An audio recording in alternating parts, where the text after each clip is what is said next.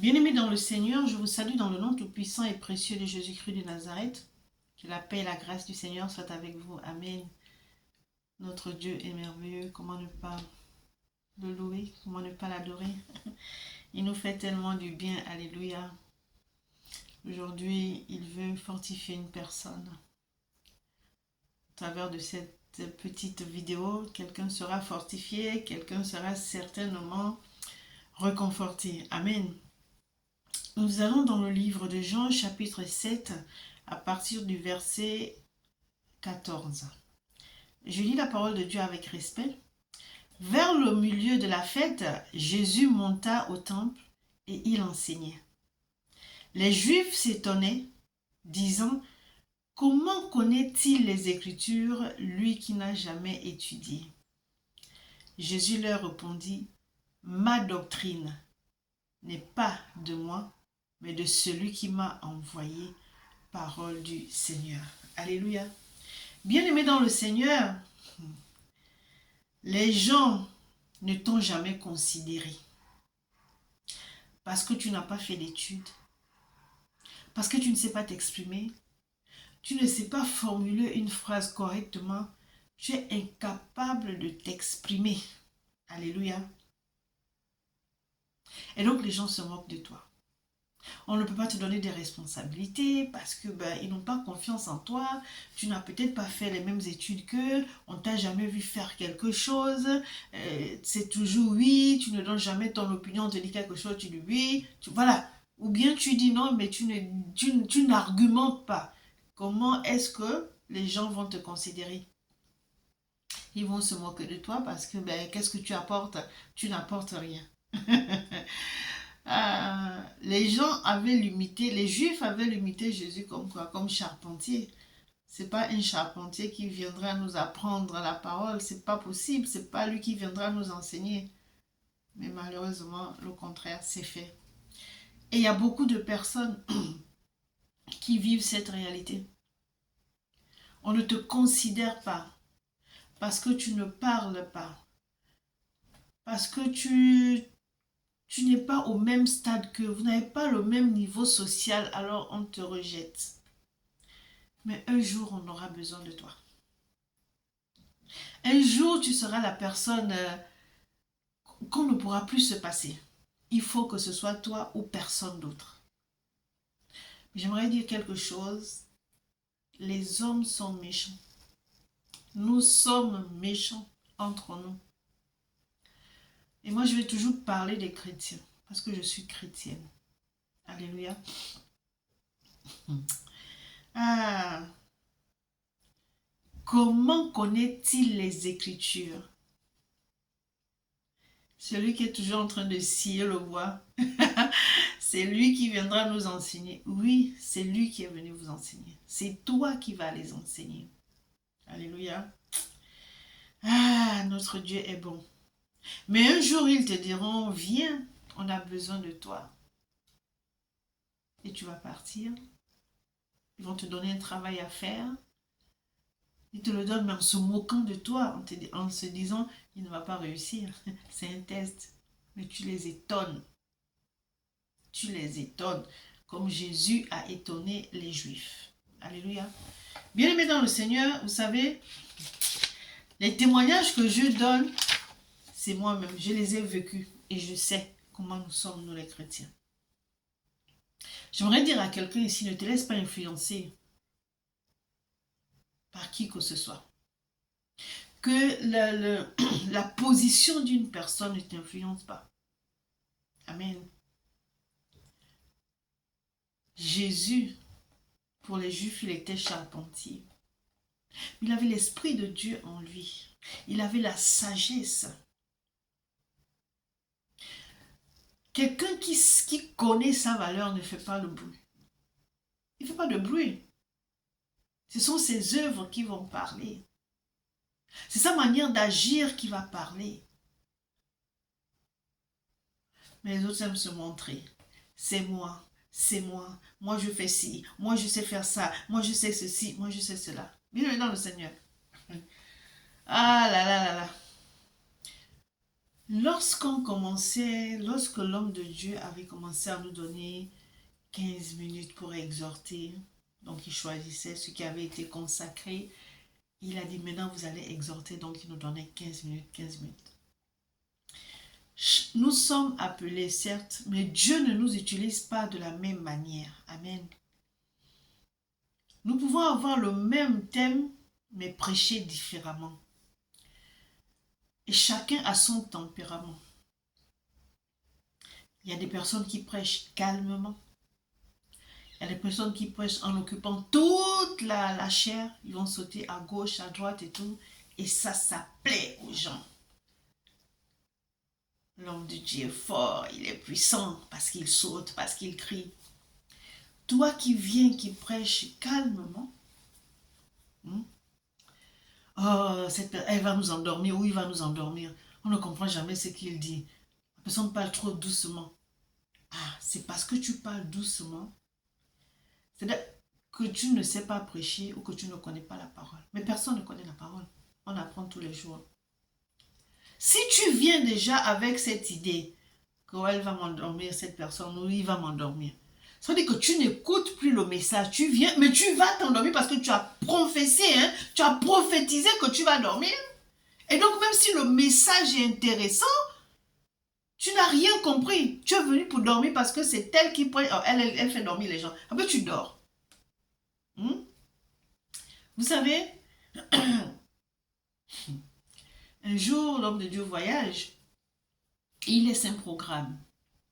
Donc, on avait le programme, l'emploi du temps de ceux qui devaient prêcher.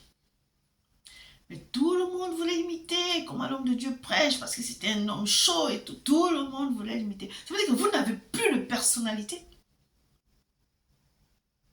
Et toi, quand tu viens sur la chair, tu prêches comme... Ah, mais pourquoi tu ne regardes plus? C'était mou, c'était mou. J'en ai rien à cirer. Vous voyez?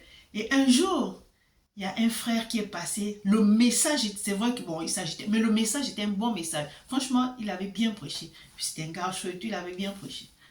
Maintenant, quelqu'un d'autre devait passer.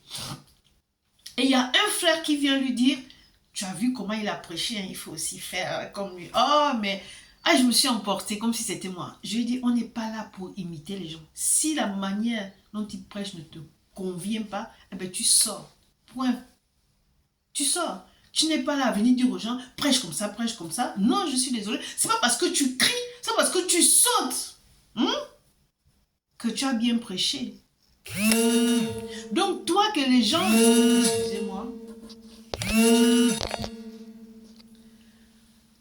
Toi qui prêches doucement là, tu prêches bien. Le message est vraiment impactant. Le message est édifiant. Ils vont rester comme ça, dire que, oh, donc, elle connaissait. Mais parce que vous avez toujours vu cette personne dans son coin, elle ne se montre pas. Elle n'a pas besoin de s'agiter. Elle laisse Dieu parler en elle. Elle est sage parce que Dieu lui donne la sagesse. Alors elle vient. Elle donne le message et puis elle s'en va. Ça veut dire que ta manière de prêcher, alléluia, va étonner les gens. Toi, tu n'as pas fait du bruit. Parce que ce sont les tonneaux vides qui font du bruit. Hein? Ou bien on choisit les gens.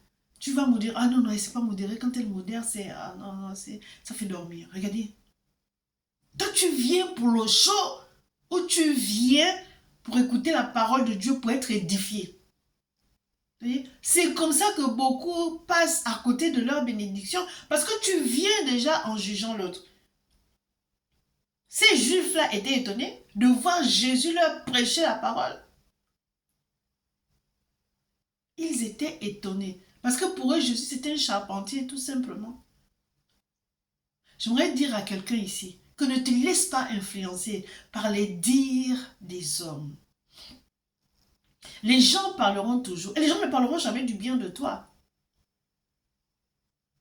Hein? Et c'est malheureux de voir que dans les églises, ça se passe comme ça. Tu as été programmé pour prêcher, non, non, on change. Tu as été programmé pour modérer, non, on change. Mais finalement, vous allez à l'église, pourquoi? pour le show, ou bien vous allez pour être impacté par la parole. Ou vous voulez que les gens vous épatent. Hmm? Ah, c'est vraiment compliqué. C'est vraiment compliqué. C'est compliqué et c'est malheureux de voir que à cause de ce genre de comportement-là, nous ne pouvons pas avancer. Il y a des clans dans les églises. Ceux qui sont chauds là, passez ici. Ah, ceux qui sont mous là, mettez-vous là-bas. À cause de quoi? Est-ce que c'est parce que tu cries? C'est parce que tu sautes? Et quand tu cries là, tu sautes là, avance, avance, come on, professeur, et vous êtes content. Et maintenant on vous demande, bon, c'était chaud, hein? Oui. Qu'est-ce qui a été prêché? Non, il y a des choses qui ne se racontent pas. Il faut venir voir. Parce que tu n'as rien compris, tu n'as rien entendu. Et tu dis, il y a des choses qui ne se racontent pas. On est où là pour dire qu'il y a des choses qui ne se racontent pas? C'est un spectacle là? On est dans un concert mondain pour dire qu'il y a des choses qui ne se racontent pas? Est-ce que c'est interdit de crier ou de sauter? Non, c'est pas interdit. Mais quand tu sors de là, est-ce que tu as reçu quelque chose? La personne a bien prêché, hein? Dans ces sauts-là, dans ces cris-là, lui prêche la parole, hein? Mais toi, tu n'écoutes rien. Tu as souvent pour dire, amen, amen, ouais, mais tu ne fais rien du tout. Tu n'as rien compris parce que tu ne peux pas transmettre à quelqu'un qui n'a pas été à l'église. Dis, bon, tu as été à l'église, moi je n'ai pas pu venir et tout. Qu'est-ce qu'on a dit? Oh, mais c'était en live, hein, tu peux suivre en live. Mais ton frère te demande, ta soeur te demande, tu es incapable de lui dire comment est-ce que ça s'est passé? Hein? J'aimerais dire à une personne ici que tu vas étonner les gens. Que les gens auront besoin de toi. Pas seulement pour la prédication. Un jour, ils seront embêtés. Ils ne savent pas quoi faire. Ils sont en difficulté. Mais ils ne savent pas vers qui se tourner. Avec la honte, ils viennent quand même te dire, regarde, on a telle situation, tu ne connais personne qui peut nous aider. Tu dis si. Ils vont être étonnés. Ah, tu connais quelqu'un? Oui. Tu connais quelqu'un pour nous aider? Bien sûr. Et tu les amènes chez la personne qu'il faut. Et le problème est réglé. On aura toujours besoin de toi. Toi qu'on traite de timide. Toi qu'on traite de mou, de molle. Toi qu'on traite de tous les noms. On aura toujours besoin de toi à un moment donné. Et le service qu'on va te demander là va étonner. Parce que c'est-à-dire que c'est comme si c'était un examen. Ils te font passer un examen. On va essayer. On va essayer. Vous avez bien fait d'essayer. Parce que votre problème sera solutionné. Votre problème sera solutionné. Regardez, la parole de Dieu dit quoi? Au verset 15, les Juifs s'étonnaient, disant, comment connaît-il les Écritures qui n'a point étudié, lui qui n'a point étudié. Vous voyez, je n'ai rien contre les écoles bibliques, je n'ai rien contre les écoles théologiques, mais pas du tout. La connaissance est très importante pour notre marche, alléluia, avec Dieu. Et même naturellement, c'est vraiment important d'avoir la connaissance. Mais parce que tu n'as pas fait une école biblique, parce que tu n'as pas fait une école théologique, on te met de côté. Ça veut dire que tu es chrétien, tu es enfant de Dieu, mais parce que tu n'as pas fait l'école théologique, on ne peut pas te considérer. Mais vraiment, mais c'est pas possible. Hein? Ce n'est pas possible. Il y a des gens qui n'ont jamais fait des écoles de théologie, mais aujourd'hui on parle d'eux. Parce qu'ils ont impacté par leur connaissance, par leur sagesse, par leur intelligence. Ils ont été impactés parce que le Saint-Esprit travaillait en eux. Et ils ont marché selon le Saint-Esprit, pas selon leur connaissance, pas selon leur intelligence. Il y a des personnes qui passent tout leur temps à faire des formations. Est-ce que c'est mauvais? Non, c'est pas mauvais. Mais quand tu regardes leur caractère, quand tu regardes leur comportement, maintenant les formations qu'on vous donne là, on ne vous parle pas de l'humilité, on ne vous parle pas de l'amour, on ne vous parle pas de la sagesse, on ne vous parle pas, je sais pas moi, de la compassion. Vous voulez la connaissance, vous avez la connaissance, mais je ne sais pas, hein, qu'est-ce qu'on vous enseigne? Tu ne peux pas être formé tout le long de l'année et que la parole de Dieu ne te transforme pas. On vous forme sur quoi? Sur la parole de Dieu, non? Et cette parole-là ne vous transforme pas. Vous êtes des personnes exécrables. Tu as fait l'école biblique, non, on peut pas, tu ne peux pas être avec nous. Tu ne peux pas être dans notre groupe de prière. Mais ça, c'est votre problème. Je ne vous ai pas demandé. Tu sors de quelle école? Mais de quelle école? De l'école de Dieu, oui. Qui est ton père spirituel? Qu'est-ce que ça peut bien te faire que j'ai un père spirituel ou non? Regardez. Tout ça, on te met de côté parce que tu n'as pas fait une école biblique, tu n'as pas fait une école théologique, on ne connaît pas ton père spirituel s'appelle, mais il est de quelle congrégation? Mais vous êtes nuls, hein? Vous êtes nuls, excusez-moi, mais vous êtes nuls. À cause de ce genre de comportement-là, vous chassez les gens. Vous chassez les gens.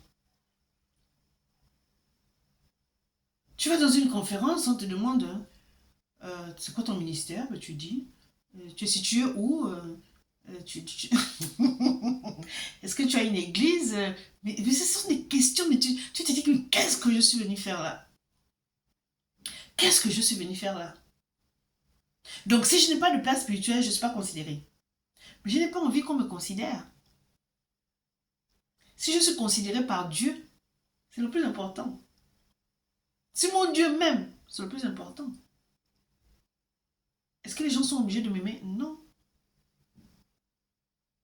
Donc, toi, peut-être qui as subi ce genre de choses, ne te laisse pas influencer.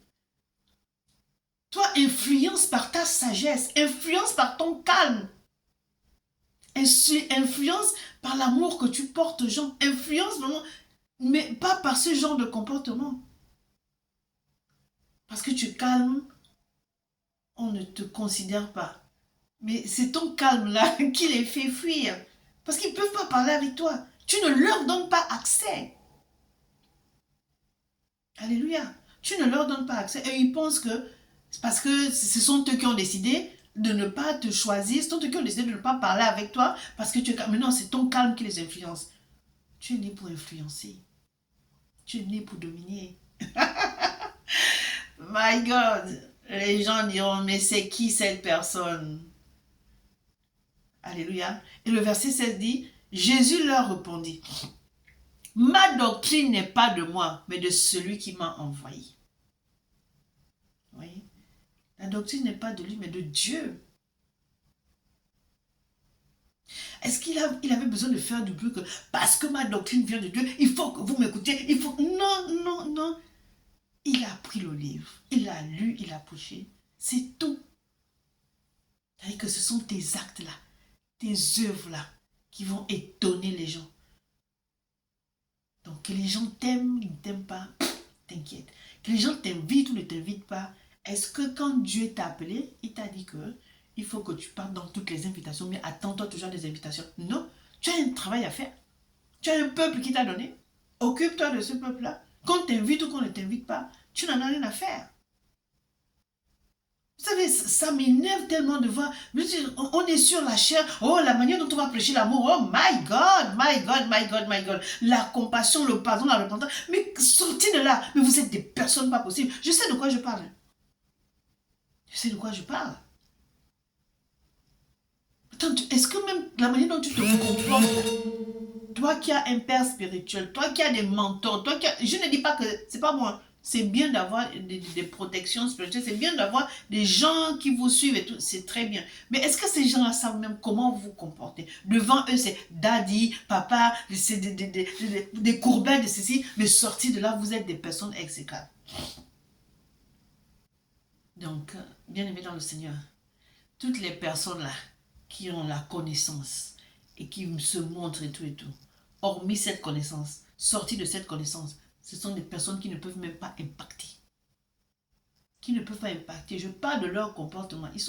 Ces personnes sont exécrables. Hein? Mais toi, reste dans ton calme. Reste dans ton coin. C'est ce qui fait fuir les gens.